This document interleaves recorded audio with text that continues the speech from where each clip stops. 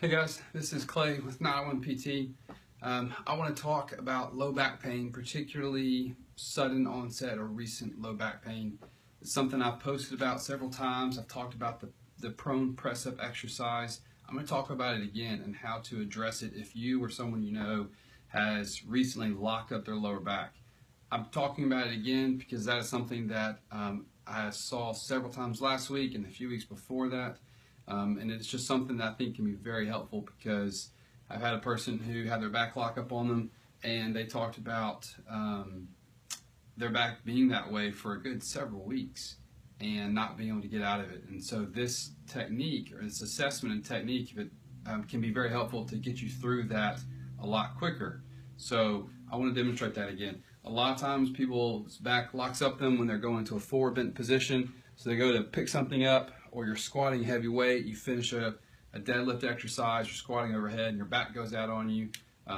Maybe that's what happened the first time, but maybe the subsequent encounters have been more just bending over to pick up a pencil or something, and your back goes out on you. And you feel like you're walking like this, and you can't straight up because it really hurts.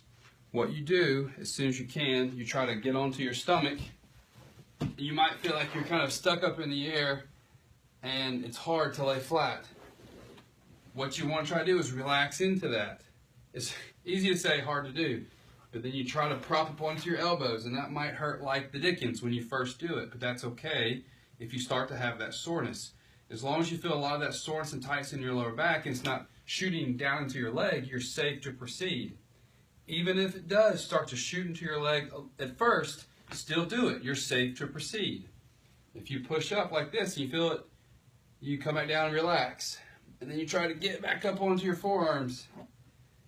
And then you come back down and you repeat that 5, 10, 15 times, trying to hold it for 5 or 10 seconds. And if the more you do, you feel like you can go a little bit further without quite as much pain, that's a good sign. If you feel that pain that was going into your legs start to decrease, and maybe it increases in your lower back, but we call that centralizing, good sign, keep going. The only reason you need to stop this exercise if your back is going out on you is if you start to press up and you feel like the pain is getting worse and worse and worse into your legs, and maybe you can't feel your foot anymore, or to be blunt, if you feel like you can't control your bladder, that's not a good thing.